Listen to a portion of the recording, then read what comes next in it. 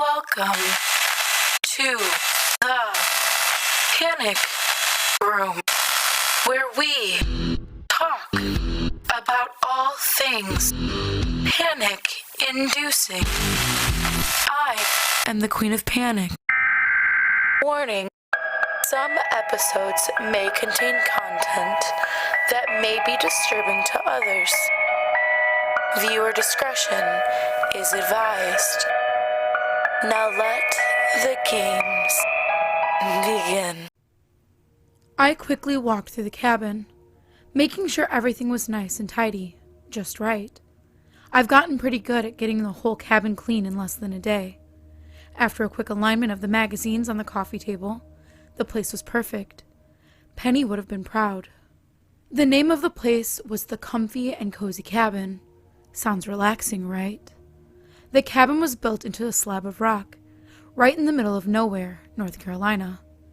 It's 3 stories tall, and features a breathtaking view of the mountains. We bought it for basically nothing. It was in total shambles. It took quite a bit of money to get the place up and running again. In 4 months, I'll finally pay the mortgage off, and start making money. If business keeps up, I'll be able to quit my job. I stood and admired the cleanliness of the house for a few minutes. You could have eaten off the floors. I heard the unfamiliar sound of a car, the sound of rocks being pushed around by the tires. Finally, they're here. I stepped out to greet the strangers. My welcoming smile was replaced with a look of shock, disgust. Sam and Martha Anderson, from Alfred, Florida, looked nothing like I expected them to. The elderly couple with the sun hats and disposable cameras I had in mind was replaced by 2 young, very thin, very pale individuals. They looked downright sick. Nonetheless, I tried to keep my composure. Hey, how was your trip? I said in the most welcoming voice I could muster. It may seem like I'm making a big deal about the way these people looked, but they literally appeared as if they hadn't eaten for weeks, like skin over bones. I guess you just had to be there. It was fine. The man Sam said to me. His voice was completely devoid of emotion, humanity. His eyes never met mine. Sam gazed at nothing. There was about 2 seconds of awkward silence. I broke it. My voice felt weak. Oh, okay. Let me give you guys a tour of the place, then I'll be on my... Martha turned her eyes towards me. They looked glazed over, dead. That's when I realized what these people looked like. Walking corpses. Martha's voice had a little more pep to it, but I could still feel the same humanless vibe from her. We'll be just fine. We don't need a tour. We saw the pictures online. She sounded tired. My stomach started churning. They were the first to refuse the tour. There have been some that didn't want it, wanted me to leave as soon as they got there, but said yeah anyway. You can kind of tell these things. They sigh when you open the cabinets, say, Yeah, I saw this online. See them glance over to their significant other in a smarmy way. Not a single one of them refused the tour, though. I didn't like this. Not one bit. Are you sure you don't need me to show you where the towels are? I think we can manage. Don't worry. Sam said, in his emotionless monotone. All right, do you have the money? Most people pay for their stay online, but a few prefer to hand me the money in person. I figured someone who drove for hours to get here wouldn't try to con me, so I let it slide. Also, it's not like I wouldn't know where they were if they gave me fake money. I was hoping that Sam forgot to bring it. Oh, I'm sorry, Sam. You and your ghoulish wife can't stay here. Get the fuck off my property, you spooky bastards. Sam slowly put his hand into his pocket and pulled out a wad of $20 bills. He didn't pull them from a wallet. I carefully counted the money, wishing they were a few 20s short. Counted it again. It was the right amount. 700 smackers. Fuck. Well, that should do it. I said with the most fake enthusiasm I could muster. Thank you so much. I hope you enjoy your stay at the comfy and cozy cabin. I'll be back in 1 week. On pure mechanized instinct, I put my hand out, expecting a handshake. Sam looked down at my hand for a beat, as if he couldn't remember what to do. He wrapped his hand around mine. Sam's hand was cold. Fucking cold. My entire body went tense. It felt like I was touching something dirty, something dead. My brain went to work, quickly trying to figure out how a living human being could get so cold. It was summer, so he could have had the air conditioning blowing on him for 4 hours straight. No, this was colder than that. I realized I was still shaking hands with Sam. He stood there with a vacant look in his eyes, moving his hand up and down. I pulled my hand away. It felt contaminated. I walked away from them, from the cabin, without saying a word. As I passed Sam and Martha's car, I glanced at it. There was a little girl in the back seat. She looked worried. Unlike the two adults, she was as cute as a button. Her skin actually had color to it. Something in my brain started clanging bells. My senses started screaming at me to take the kid and run. Fuck what you've been taught all your life, Mark. You need to kidnap this child. I quickened my pace, got to my car, and sped off. Why didn't I grab her? Why didn't I follow that all-so-important voice in my head? That voice was there before. It told me to not go for that walk, and I ignored it. That ended real fucking well. Now, something in my head told me another person will die in that cabin because I didn't follow my gut instincts. The girl's face, that slight, composed look she had, it was the face people have when they lie about everything being okay. I deeply regretted my decision to leave her there later. Danny's bar is one of those places that will exist solely because it's the only place within 30 or so miles to get a drink. Those people, the ones who are doing God knows what in my cabin right now, they made me want to drink, to forget them as quickly as possible. I honestly can't explain it. They made me feel fear, want to curl up in a ball and scream. I was shaken in a way I've never been before. I walked up to that bar, sat down. 3 whole people were here. Busy night, I thought. Why did I let them stay at my cabin? I could have come up with a good lie. Rat infested, sewer pipes exploded. Something, anything to make them leave. No, I just let them in. Let them have full run of the house. I guess the need to get away from them as quickly as possible took precedence. I ordered a shot of Old Crow. The bartender, Dan, presumably, poured the drink and pushed the shot glass towards me. He didn't even look in my general direction. And what was the deal with that girl? Everyone else who brought a small kid to the cabin would introduce them. Promise me that their child isn't like all the other kids. Sam and Martha just left her in the back seat like she was luggage. I can't believe how close I was to busting a window out and taking her with me. I drank the shot down in a quick gulp, grimacing at the strength. It tasted horrible. I ordered another. I was sure that that kid wasn't theirs. Sam had black hair, Martha had brown. The girl was blonde, and I very much doubt anyone would have given those creepy fuckers adoption rights. Those bad people were doing bad things in my cabin, and I was never so certain of something in my life. The next shot went down easier. I can't remember how many more I had, which probably means I had too many. Somehow I managed to get home without a single incident that I could remember. I passed out the second my face hit the bed. I had a very vivid dream that night. The blonde-haired girl stared at me for the entirety of my sleep, just sat and stared. It's the first time I've actually felt time pass normally as I slept. I couldn't move, so I watched her look at me with that composed, fearful face for 10 hours straight. She tried to say something once, but it came out in a warbled mumble. Right before I woke up, I saw a shadow slowly appear on her. It was the shadow of a person standing behind me.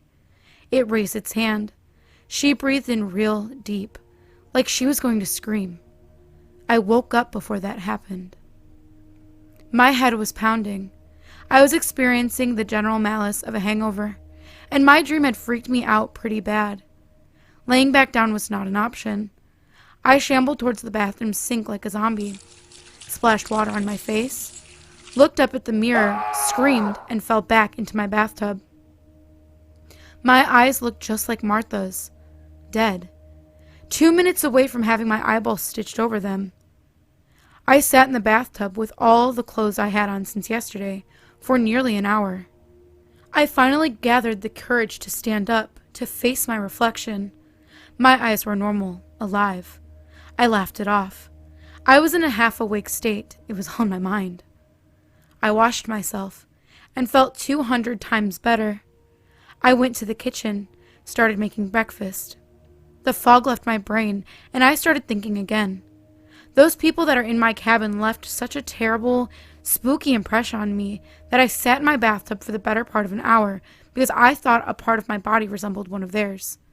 There is no way they were normal. And my brain kept cycling through the same spiel over and over again. I finally broke down and called the police. I called the station located 20 minutes away from my cabin.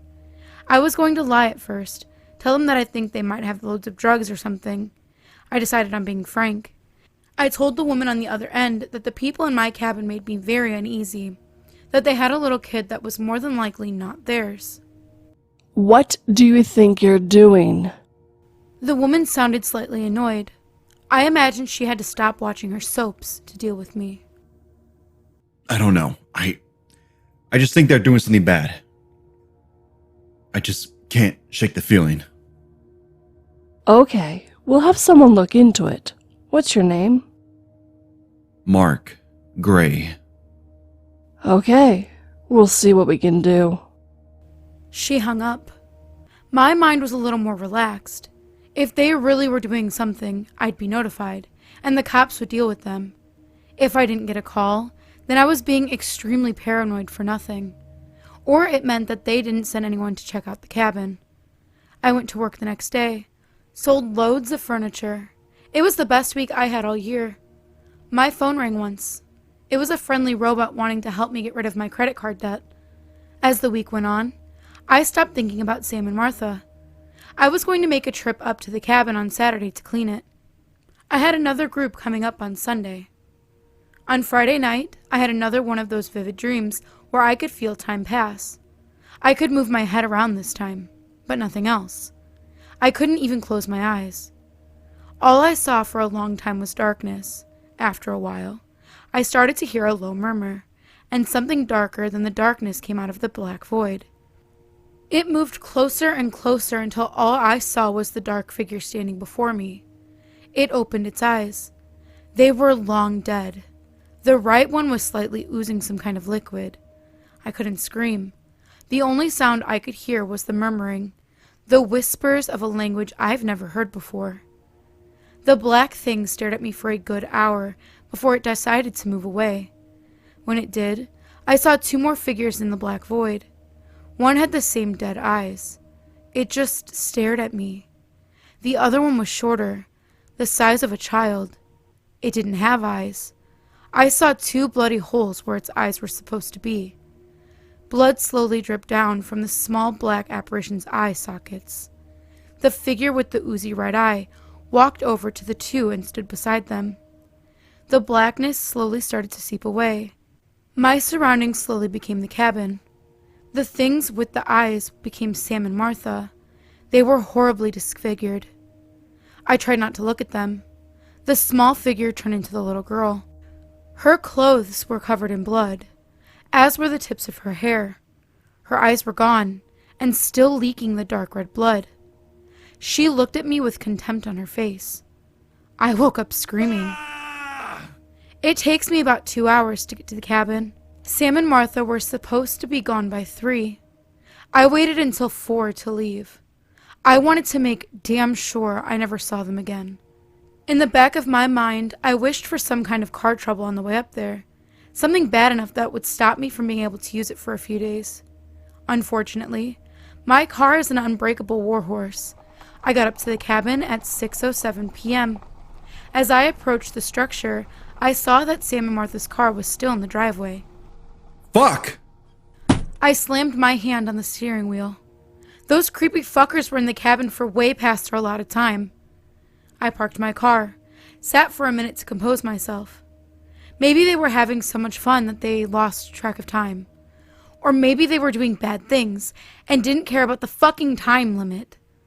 I grabbed my cell phone, made sure it was on. Any sign of anything bad and I'm calling the cops. I stepped out of my car. It was a beautiful day. Summer was on the verge of dying. The cool breeze of fall lazily blew at me. I approached the front door of the cabin. All the blinds were down. I couldn't look into the cabin at all. The door was also locked. I stuck my key into the lock, hit something gummy. They had put duct tape over the keyhole. Angrily, I tore the tape off, and some of the paint on the door went with it.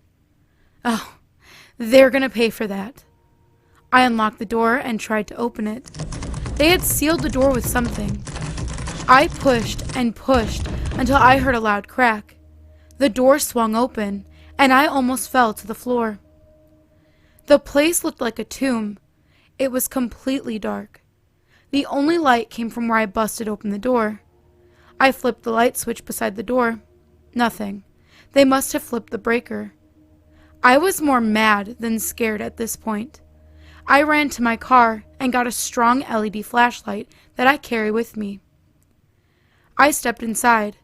A sickeningly strong smell hit me. It smelled like the antiseptic scrub they use at hospitals. The cabin was also cold. They must have turned the air conditioning down as low as it could go. It was silent, too. Dead silent. Something in my brain told me to run. Told me to run and never come back. This was my cabin. Mine. And I wasn't going to let a little bit of darkness scare me away.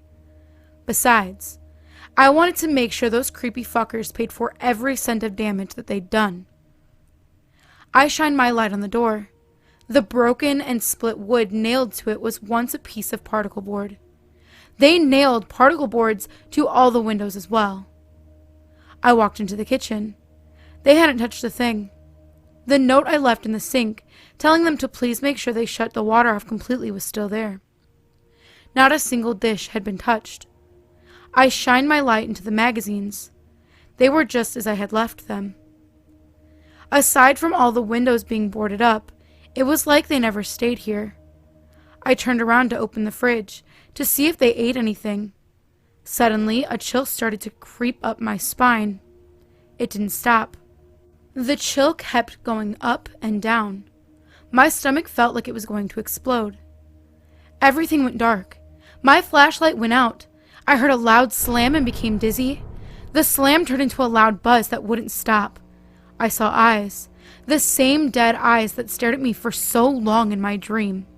I panicked and ran to where I thought the door was. I hit my knee on the end table, fell to the floor. I gasped in pain, stifling my scream for no reason at all. I laid on the floor grasping my knee. My hands felt wet from touching it. I didn't realize what that meant. Didn't know who I was or what I was doing here. My mind was nothing but the buzzing noise. I can't remember how long this went on for. The buzzing subsided. My flashlight came back on. The beam seemed to not go as far as it once did, as if it got darker. The temperature had dropped. I could see my breath. My mind became clear again. I looked at my knee. It was bleeding pretty badly. Fuck this. I'm coming back with an army. I carefully stood up, turned around to open the door. It wasn't there. The door wasn't fucking there. I knew I was standing right where the door was supposed to be, but it was just wood. There was a black seam that looked like a burn marker on the wood. The mark was the same size of the door that was once there. I wrapped my knuckles on the wood. It was solid. I gave a quick survey of the living room. All the windows were gone too. They were replaced with a burnt-on black seam to indicate that they were once there. I panicked. What the fuck did they do here? Am I even in my cabin anymore? It looked like my cabin. Aside from all the exits being sealed, I calmed myself down. Had to think one step at a time. My leg wasn't going to kill me, but I had to put a bandage on it.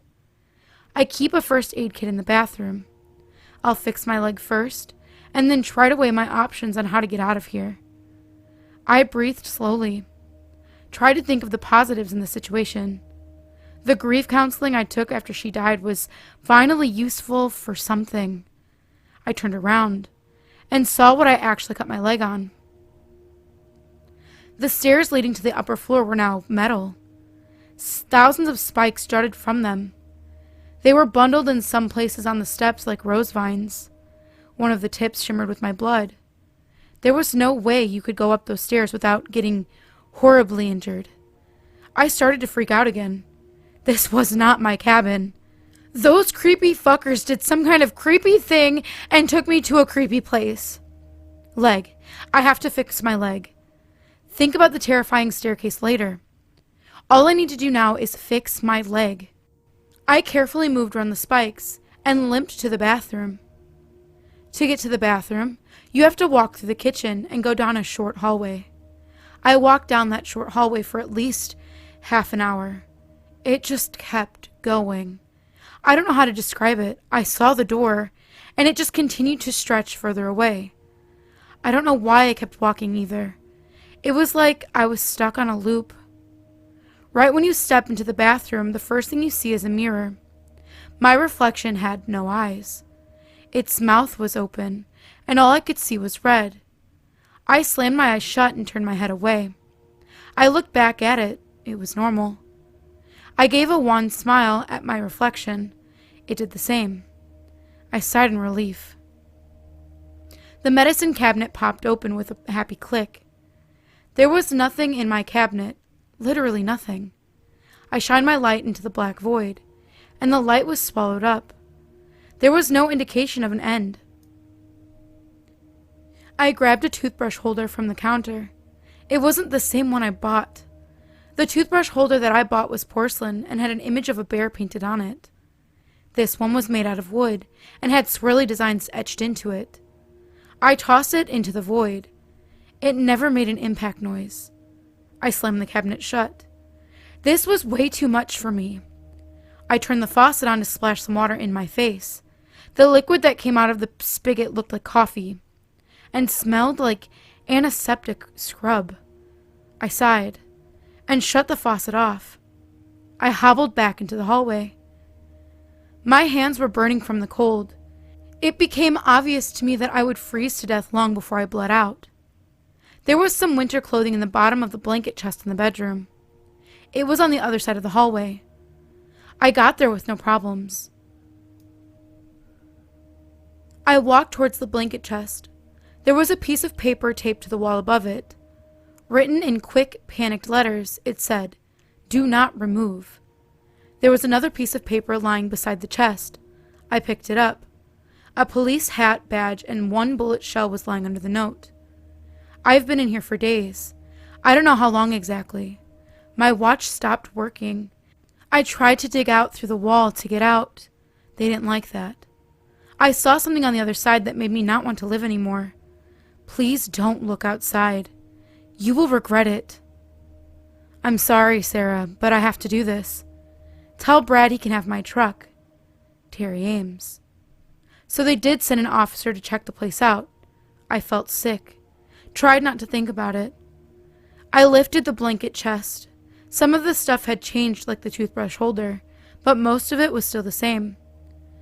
I killed that man. I sent him here. I tried to put it out of my mind. I dug through the blankets and grabbed all the winter gear I could get. One sweater was now composed of something that felt like paper. It tore when I picked it up. I bandaged my leg with a scarf. It wasn't the best thing to do, but it will work for now. I started crying. I sent a man to his demise because of my paranoia.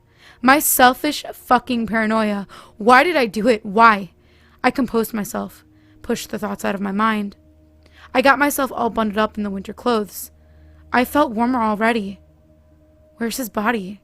Someone took his body and gun but left the note. My sorrow was quickly replaced with fear. I heard a light tap. sounded like a piece of paper fell off a wall. I heard a hateful, angry grunt and felt like I was being watched. I ran out of the room and I slammed the door shut. I never looked back. My brain told me to keep my eyes ahead. If anything, today has taught me to listen to what my brain has to say. I sat down in a chair in the kitchen, pulled out my phone. Should have done it a long time ago. My phone told me I had 5 bars, a full signal. I called 911. What was I going to tell them? My cabin has turned into a fucking haunted house? I was going to say I was being held hostage, and I was never more scared in my entire life. Neither of which were lies. I was going to tell them that the people holding me hostage killed a cop. They would probably send more than one officer if I told them that. I hit the send button. Before the second ring, someone picked up on the other end. I couldn't hear anything at first. Hello? Hello? Then I started to hear murmuring. It was really low at first, but it got progressively louder. I listened for a minute. I don't know why. It was incomprehensible. Angry-sounding whispers, in a language I've only heard once before. There were occasional shouts. They sounded like angry sobs. I started to feel dizzy again. Felt like I was going to pass out. Then the voice stopped whispering and started talking. Its voice was no longer in the phone. It was right behind me. I felt warm air on my neck as it spoke.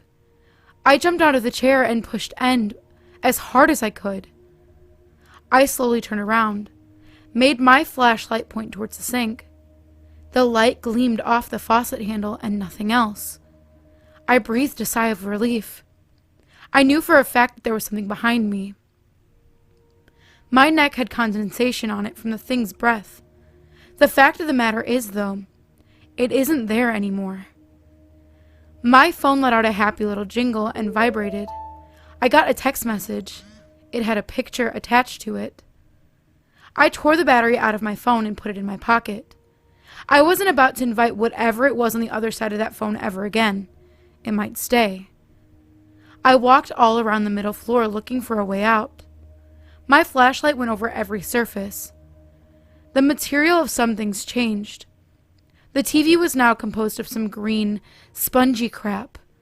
The remote control looked the same, but weighed a ton. I couldn't lift it. The magazines dissolved when touched. The salt shaker was the same, but the salt had turned into a single purplish crystal. The most notable change was the stairs. They had become an impassable mess of sharp metal thorns.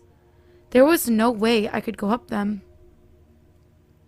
The door that leads to the bottom floor was still there. I opened it. A cold blast of air hit me. The stairs leading down to the landing were gone. They were replaced with the same black void that was in the medicine cabinet. I could still see the landing, and the stairs leading from the landing. I walked over to the kitchen counter, grabbed an apple. It was now made of metal and weighed about 10 pounds. I dropped it into the void. The apple was absorbed by the darkness. I never heard it hit bottom.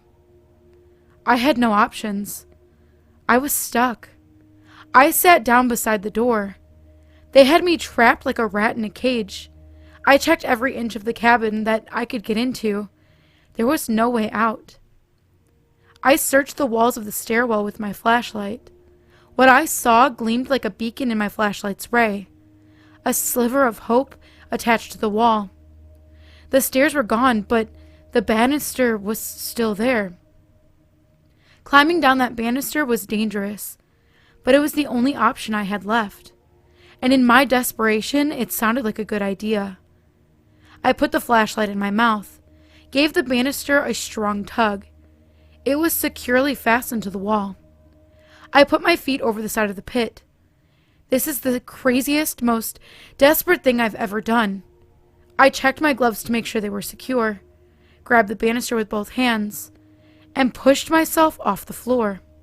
I slowly made my way down. The angle made it difficult to stay balanced. My feet pushed against the wall until I got about midway down. My arms were burning. I never shimmied across anything before, so I was in quite a bit of pain. Right after I got to the middle, something started pulling on my feet. I almost lost my grip the first time it happened. I quickened my pace, started charging down the wall. It would tug occasionally. It almost pulled me down one time. The thought of spending my last moments of my life in that dark void drove me forward. I got to a point where I could put my feet on the landing. I kicked and shook my feet free from whatever was holding me and threw them towards the landing. I quickly moved my arms down the last bit of banister, crawling with my feet at the same time. I made it. I was so happy to be alive. I sat in the corner of the landing for a good long while. The things I would have done for a drink of water. My arms still felt like noodles, but I felt good enough to start exploring the bottom floor. I walked down the few steps leading to the entertainment room. The first thing I noticed was light. 2 candles dimly flickered on the coffee table. I turned my lights towards it. I instantly regretted my decision to come down here. Between the candlesticks lay a pair of eyeballs. They had all kinds of muscles and cords on them. I was so fixated on the eyes that I didn't notice the horror that lay behind them. I approached the eyes, heard a gasp for air. I shined the flashlight behind the eyeballs, and I almost fell over in shock. It was the little girl I saw in the car. She was hanging behind the candles. Her hands and feet were cut off. Her stumps were suspended to the ceiling and floor with large metal hooks and chains. Her eyes were gone. I assumed the ones lying between the candles were hers. She had a perfectly straight slice from her neck all the way down her body. There was blood all around her. The girl's chest moved in and out. She was still alive. My brain was fried at the sight of this. This could not be real. The girl let out a long gasp of air, craned her neck towards me in an uncomfortable way. I let out a yelp. "Help me!" She sounded weak. I didn't know what to do. I stood there, dumbfounded. Don't let them come through again. It hurts so bad. I'm gonna help you. What's your name? Cindy? All right, Sydney. I'm gonna get some help, and we'll get you out of here, okay? I was on the verge of tears. She sounded so done. You can't help. What do you... Cindy's voice was now an angry roar. Something in her had changed, as if she had become possessed. I was shocked. How did you know I thought about... Cindy cut me off again. You can't save anyone checking work. First Penelope and now me. How the fuck did you know about Penny? I know far more than your even program work. I know what worries you will be and what victim. Cindy began to tell me my embarrassing secrets one by one. She even named a few I forgot. I started yelling at the girl. Stop. Stop this right now. No, I want to punish you, Mark. I want to make you feel just as I am the pain I am suffering. She still had a child's voice, so it was quite disturbing hearing this from her. I know how my life would end if you pulled me out of that car. I would have married a man named Alvin Clark when I was 26. We would have been very happy together. Her eyeless sockets stared at me intently. Now, because of you, I never kept Johnny Cakes like driving drunk when I'm 20. He's gonna show us in musical. Look, I'm sorry. I didn't know. I'm gonna show you, Mark. She continued on as if I didn't say anything. This isn't real good. My brain felt strangely empty. I couldn't think or speak. My vision went black. I was back in the cabin, and it was 2005. I knew this somehow. Penelope was standing on the very top rung of the ladder. She was painting on the top of the wall. I was stressed. This little project of hers put us eyeball deep in debt. She looked down at me. Her eyes were beautiful. Everything about Penny was perfect. Why couldn't I see that before? Don't worry about it, Mark. We'll make all the money back. And more. Her voice was so soft, so inviting. I heard myself speak. Look, Penny, we didn't have the money in our budget for paint this week. You could have waited next week to do this. The faster we get this done, the faster we can get people to stay here. It's all going to work out, Mark. Grab a brush. We can go $12 over budget. It doesn't matter. I could tell now that Penny was stressed as well, but she held it much better than me. I stood there watching her paint. Her dad dealt with houses all his life. She had to have known something about making money with one. I didn't think of that then, though. I was mad over the $12 she spent without telling me. I then said the 5 words I've regretted saying the most in my life. I'm going for a walk. The walk was nice. The sky was pure blue, a perfect spring day. It helped me clear my head. When I came back, I would find Penny on the ground, blood all around her head. She fell off the ladder, cracked her skull on the floor, and bled out. I would call an ambulance. She would be pronounced dead on the scene. Life would never be good for me again. I finished the renovations on the cabin. I felt it was what Penny would have wanted. People started coming in. Word of mouth spread. And now I have to turn people away because the cabin is so booked up. She was right. It worked out. I hate having to come out to the cabin. It hurts every time I enter it. Instead, in this little world, Cindy is showing me, in this plane of existence. I walk to the door and stop. I turn around and say, I really don't feel like walking. Then come over here and paint. We've still got a lot to do. So I did. I dunked a brush into the white paint, started to carefully coat the wall. The ladder Penny was on began to topple. I dropped the brush and grabbed the ladder before it fell. Holy shit! I could have taken a mean fall there. She sounded excited. I'd have to use a paint scraper to clean your brains off the floor. She laughed. I did too. The cabin would become a hit, even more than it is now. I guess some people put more trust in a married couple. I saw myself turning down a couple from the small town of Alfred, Florida.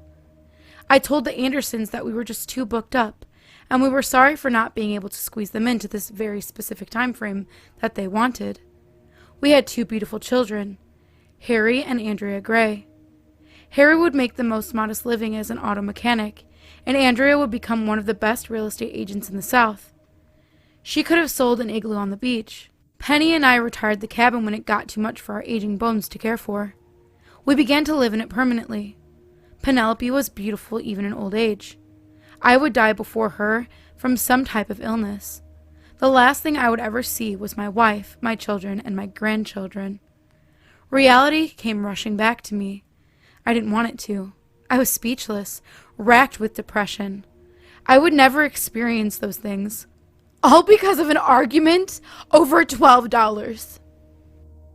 You didn't save her! You didn't save her! Cindy immediately began taunting me. I moved my light to the mantel. There was an old cast iron fire poker sitting on it. There wasn't even a fireplace down here, but it made nice decoration. I picked it up.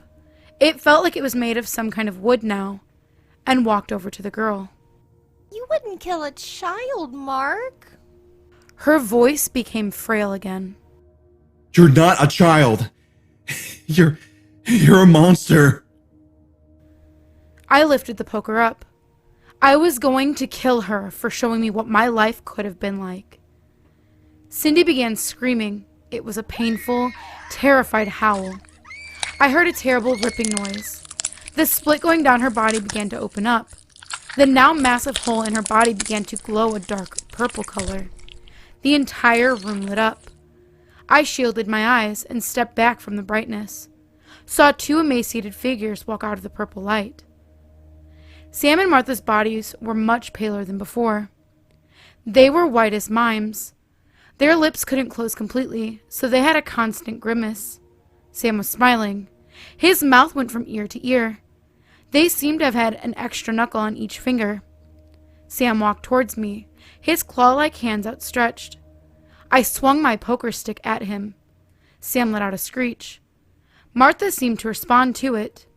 Her eyes were small, Like a bird, she dove at me. Her nails tore through my pants and dug into my skin. I whacked her on the head with the poker.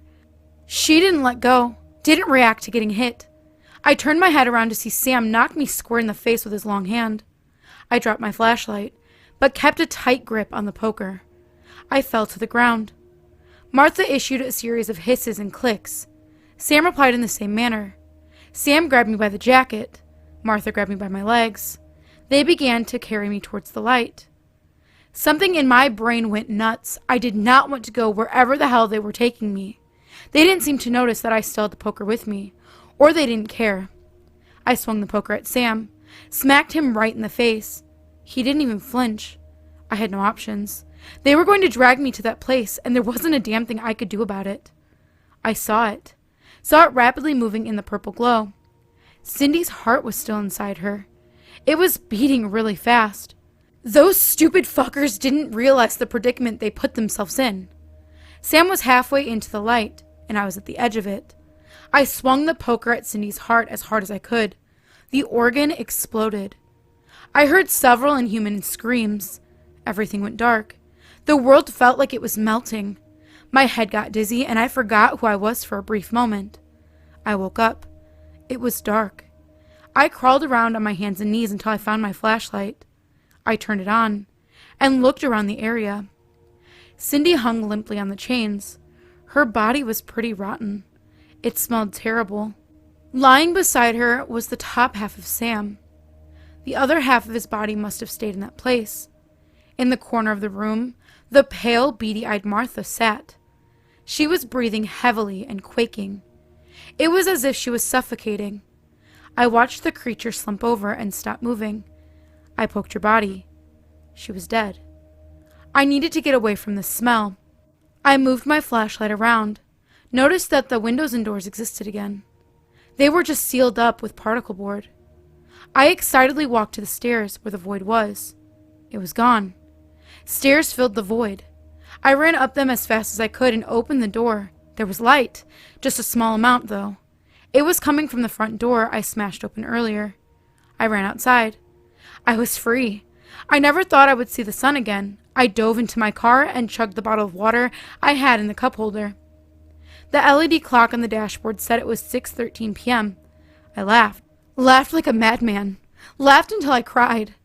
It had been 2 months since I went to that place, since I had a good night's sleep. I finally stirred up the courage to go and clean the cabin. I thought it might be cathartic for me to rip away all the boards from the windows. It wasn't. I was in constant fear during my short stay at the cabin.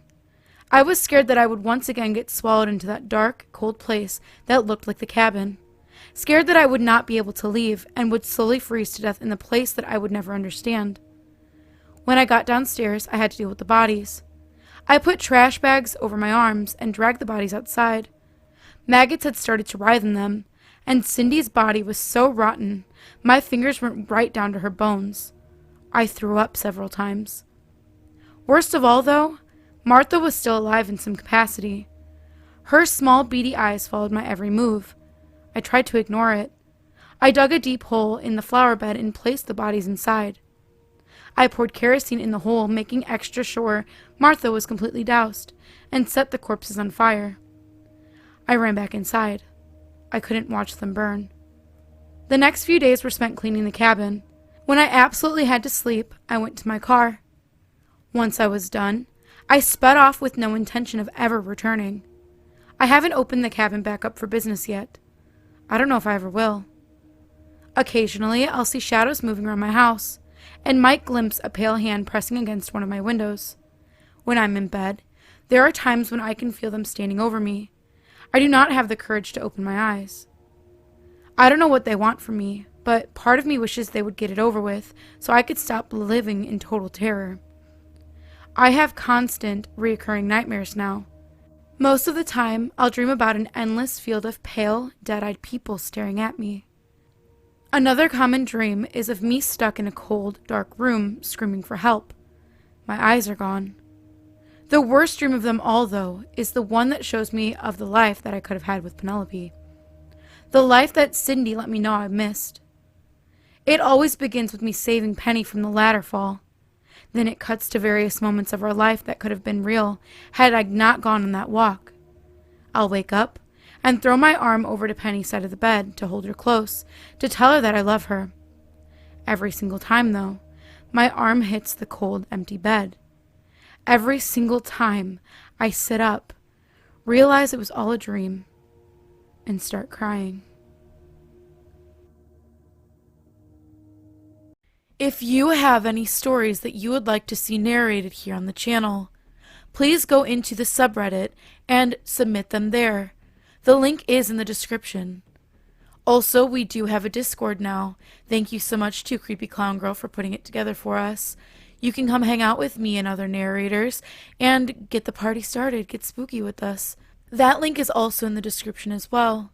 And last but certainly not least, I wanted to introduce the King of Panic. We have a lot of brand new content coming soon with him in it. He is very talented. He does not have his own channel. He just kind of wants to be a part of this. So if you would like to hear from him once you start and you like his voice, stay tuned here. And as always, thank you for visiting the Panic Room. You have successfully made it to the next portion of your tour. Please stay tuned for your next prompt. Click the like button and subscribe to receive notifications for when the next portion of your tour is ready to join. Thank you for watching. Don't let the panic drown you.